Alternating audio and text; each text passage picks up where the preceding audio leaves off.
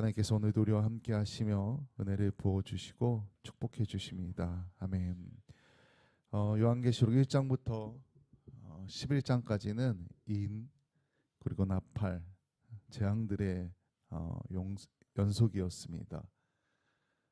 역사가 흔들리고 교회가 박해를 당하고 세상의 심판 가운데 놓이는 그런 장면들이 이어졌습니다.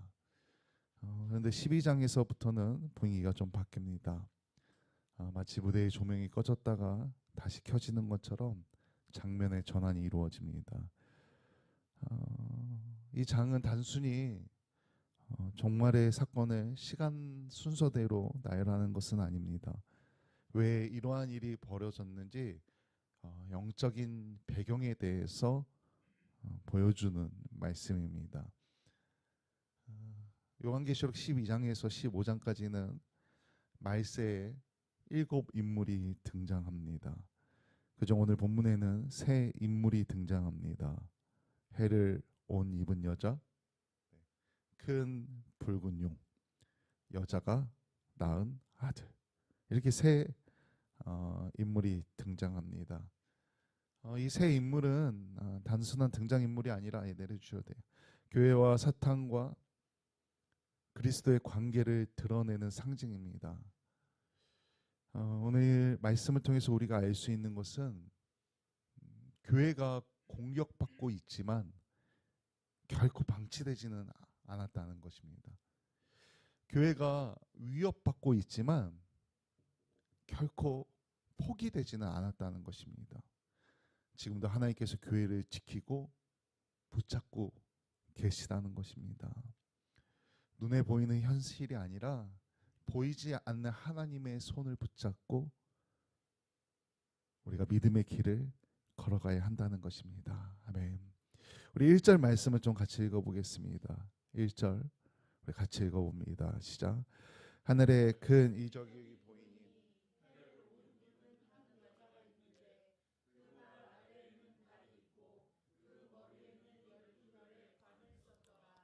아멘. 요한은 이것을 큰 이적이라고 말합니다. 우리 넘겨줘 보시겠어요? 헬라어로 세메이온이라는 단어인데 여기서는 큰 이적이라고 해석했고 이건 표적을 말합니다.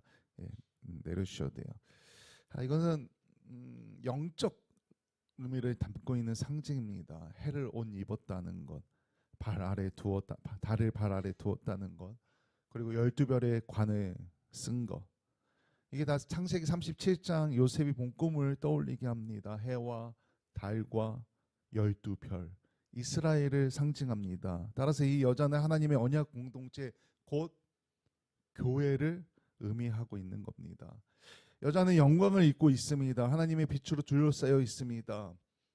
택한 백성의 정체성을 우리에게 보여주고 있는 겁니다. 그런데 동시에 해산의 고통을 이야기하고 있습니다. 우리 2절도 좀 같이 읽어보겠습니다. 2절 같이 읽습니다. 시작. 이 여자가 아이를 베어 해산하게 되매 아파서 애를 쓰며 부르짖더라.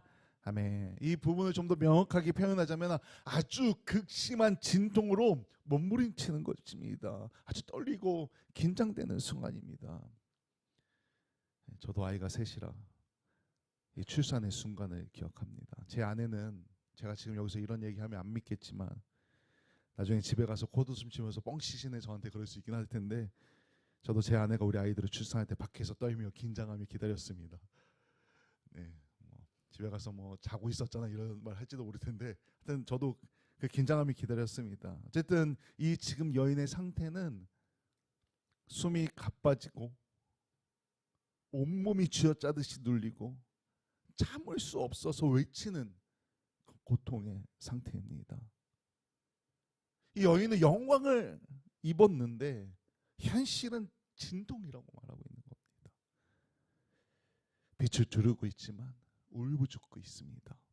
이 장면은 교회의 정체성을 우리에게 보여주고 있습니다. 교회는 하나님께 이미 선택받은 공동체입니다. 하늘의 빛을 입은 존재입니다. 그러나 동시에 세상 속에서 그 고통을 통과하고 있는 공동체입니다. 선택받았지만 고통의 길을 걷고 있다는 겁니다.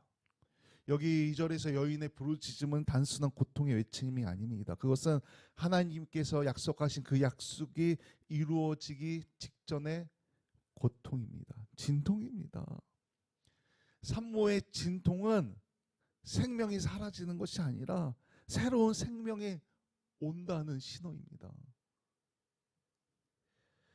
교회가 겪는 고난도 마찬가지입니다. 세상이 교회를 압박하면 압박할수록 우리의 믿음은 흔들릴 수 있습니다. 진리가 조롱당해서 고통스럽고 그래서 그 순간에 부르짖을 수 있습니다. 그러나 중요한 것은 그 가운데도 하나님의 약속은 잘하고 있다는 겁니다. 그렇게 우리는 성도로서 고통이 있다고 하나님의 영광을 의심하면 안 됩니다. 부르짖고 있다는 이유로 내 신앙은 실패한 것인가 생각하면 안 된다는 것입니다. 하나님께서는 우리에게 영광의 옷을 입히시고 그 영광의 옷을 벗기지 않도록 진통이라는 그 고통을 통과하게 하신다는 것입니다. 오늘 여기 함께 예배하는 우리 성도님들의 삶이 때로는 환난 가운데 있어도 끝까지 소망을 붙들고 눈물 속에서도 하나님의 약속을 신뢰하며 그 믿음을 온전히 지켜내시길 주님의 이름으로 간절히 소망합니다. 아멘. 우리 3절 말씀도 좀 같이 또 읽어보겠습니다. 3절 같이 읽습니다. 시작. 하늘에 또 달의 이적이 보이니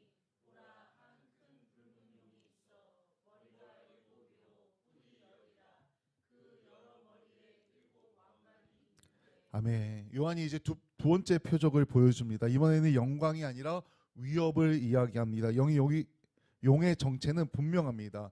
상징이지만 모호하지 않습니다. 9절에 보면은 분명히 말합니다. 옛 뱀, 곧 마귀라고도 하고 사탄이라고도 하며 온 천하를 꾀하는 자라. 창세기에서 하와를 유혹했던 그 뱀, 역사 속에서 하나님을 대적하여 온 존재, 그리고 지금도 교회를 공격하고 있는 영적인 실체입니다. 성경은 이 사탄을 신하처럼 흐리게 말하지 않습니다. 분명하게 인격적인 존재로서 설명하고 있습니다. 3절에서는 머리는 지혜와 전략을 말합니다. 뿔은 힘과 권세를 말하고 왕관은 통치력을 상징합니다. 사탄은 무능한 존재가 아닙니다. 그에게는 전략이 있고 영향력이 있고 조직적입니다. 영적 전쟁의 실체라는 겁니다. 그래서 4절에 보면 이렇게 말합니다. 제가 4절도 혹시 넣었나요? 4절 안 넣는 것 같은데 제가 읽어도 그 꼬리가 하늘의 별 3분의 1을 끌어다가 땅에 던지더라. 힘이 있다는 겁니다. 능력이 있다는 겁니다. 그래서 우리는 성도는 이 사탄을 절대로 가볍게 여겨서는 안 됩니다. 그러나 분명한 것은 절대로 하나님께서 이 사탄에게 모든 것을 주진 않았다는 겁니다. 사탄은 주권자가 아니라는 것입니다. 오늘 성경에 보니까 이 용이 여인이 해산하기를 기다립니다. 그리고 오늘 성경에 보니까 이 아이를 삼키려고 합니다. 근데 재미있는 거는 삼키려고 했는데 삼켰다는 기록은 없습니다. 헤롯은 예수님을 죽이려 했습니다. 우리 예수님은 광야에서 시험을 당하셨습니다. 그리고 결국에는 십자가에 못 박히셨습니다. 그런데 사단은 예수님의 부활은 막지 못했습니다. 고난과 고통을 당하셨지만 예수님의 부활은 막지 못했다는 겁니다. 사탄은 여전히 우리를 공격합니다. 이 땅의 교회들의 성도들을 공격합니다. 분열시키려고 하고 우리의 가정을, 성도들의 가정을 흔들려고 하고 때로는 우리 성도님들을 낙심시키려고 합니다. 그러나 사탄은 절대로 하나님의 허락 없이는 움직이지 못한다는 것입니다. 소리는 크지만 그가 할 수 있는 범위는 제한적임을 우리가 분명히 알아야 합니다. 함부로 여기고 가볍게 여겨서는 안 되지만 경계는 해야 된다는 겁니다. 그러나 그 모든 주권은 하나님께 있기 때문에 두려워할 필요가 없다는 겁니다. 베드로전서 5장 8절에 보면은 그래서 우리에게 이렇게 말합니다. 우리 5장 8절 말씀을 좀 같이 읽어봅니다. 베드로전서 5장 8절 같이 읽습니다. 시작. 근신하라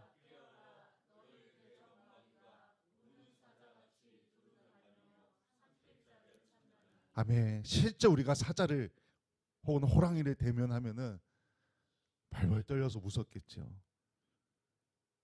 그런데 이것은 공포가 아니고 분별입니다. 분별. 그래서 성도는 깨어 근신해야 된다는 겁니다. 기도해야 됩니다. 기도는 선택이 아니고 의무 방어입니다. 의무 방어. 사탄이 우리를 찾으려고 막 삼키려고 할 때 우리는 기도로 방어해야 된다는 겁니다. 그리고 말씀을 무기 삼아서 대적해야 된다는 겁니다. 그래서 기도하고 말씀을 읽고 묵상하고 계속해서 반복해서 해야 된다는 것입니다. 우리는 성도로서 사탄의 존재를 무시하면 안 되지만 과대평가할 필요도 없습니다. 왜? 결말은 이미 정해져 있기 때문에. 이미 승리는 했습니다. 우리는 그 승리를 향해 가고 있을 뿐입니다. 그렇게 깨어 기도하며 말씀 가운데 거하며 믿음을 지켜서 담대하게 세상을 향해 걸어가시는 우리 성도님들 되시길 소망합니다. 아멘. 우리 5절 말씀을 같이 읽어봅니다. 5절 같이 읽습니다. 시작. 여자가 아들을 낳으니 이는 장차 철장으로 만국을 다스릴 남자라. 그 아이를 하나님 앞과 그 보좌 앞으로 올려가다라. 아멘. 이 아들은 분명히 예수 그리스도입니다. 철장, 이 쇠 지팡이는 시편 2편에서 나오는 메시아의 예언입니다. 여기 보면 이렇게 말합니다. 내가 철장으로 그들을 깨트리며 질그릇같이 부수리라. 그리고 오늘 본문 5절 후반부에 보면 이렇게 말합니다. 그 아이를 하나님 앞과 그 보좌 앞으로 올려가더라. 이 한 문장에 성육신과 십자가 그리고 부활과 승천이 압축되어 있습니다. 산타는 삼키려 했지만 실패했습니다. 그리고 예수님은 보좌로 올려지셨습니다. 이 십자가가 세상의 눈으로 볼 때는 실패처럼 보입니다. 구세주라 했는데 메시아라 했는데 사람들 눈에는 죽었습니다. 실패처럼 보인다는 겁니다. 하지만 하나님께서 하나님의 그 보좌까지 높이심으로 승리를 확증해 주셨습니다. 이것이 첫 번째 승리입니다. 두 번째 승리는 여자가 광야로 피신해 1260일 동안 보호받는 장면입니다. 우리 6절도 같이 한번 읽어보겠습니다. 6절 같이 읽습니다. 시작. 그 여자가 광야로 도망하며 거기서 1260일 동안 그를 양육하기 위하여 하나님께서 예비하신 곳이 있더라. 아멘. 이 광야는 시험의 장소이면서 동시에 보호의 장소입니다. 광야. 이스라엘이 광야에서 만나를 공급받듯이 이 땅의 교회들도 광야에서 보호받고 있는 것입니다. 광야는 좋은 장소, 편안한 호텔, 좋은 집 그런 곳이 아닙니다. 그것은 하나님께서 우리를 예비하신 자리입니다.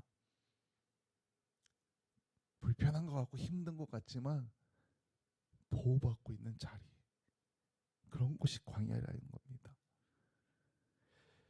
세 가지 이유로 사탄은 실패합니다. 아들이 태어났기 때문에, 그리고 그 아들이 보좌로 올려졌기 때문에, 그리고 교회가 보호받고 있기 때문에. 예수님을 믿는 우리 성도는 패배의 이야기를 믿는 사람들이 아닙니다. 이미 승리하신 주님과 함께 서서 승리를 미리 체험하고 기쁨으로 승리까지 나아가는 사람들입니다. 그래서 우리는 성도로서 하나님의 계획을 신뢰하며 믿음으로 나아갈 때 우리 주님께서 우리 성도님들을 붙잡아 주십니다. 우리 주님께서 우리 교회를 붙잡아 주십니다. 그래서 우리는 이 놀라운 진리를 붙잡고 담대하게 믿음을 걸어가면 된다는 겁니다. 요한계시록 12장은 한 가지를 분명하게 보여줍니다. 교회는 계속 공격받고 있지만 절대로 버려지지는 않는다는 것입니다. 사탄은 아주 집요합니다. 끊임없이 성도를, 교회를 공격합니다. 하지만 사탄은 주권자가 아닙니다. 여인은 고통 가운데 있었지만 동시에 영광을 잊고 있었습니다. 용은 삼키려 했지만 실패했습니다. 아들은 보좌로 올려줬고 교회는 광야에서 보호받습니다. 이것이 메시지입니다. 하나님은 교회를 지키십니다. 세상이 흔들려도 시대가 변해도 박해가 우리에게 몰려와도 하나님의 계획은 절대로 멈추지 않습니다. 교회는 하나님의 약속 위에 세워진 믿음의 공동체입니다. 두려워할 필요도 없고 낙심할 필요도 없습니다. 지금 이 시간도 여기 우리 한 분 한 분, 우리 집사님, 권사님, 우리 청년들, 우리 학생들, 우리를 보호하여 주고 계시다는 것입니다.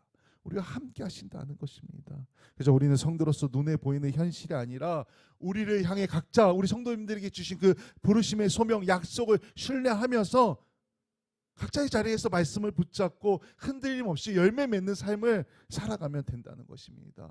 오늘 여기 함께 예배하는 우리 성도님들이 그 주님의 보호하심 아래 우리의 손을 붙잡아 주시고 우리의 삶을 붙잡아 주시는 그 은혜 아래 온전히 세상 가운데 예수 그리스도의 복음을 선포하며 성령의 예배를 맺으며 온전한 믿음의 길을 걸어가시길 주님의 이름으로 간절히 축원합니다. 아멘.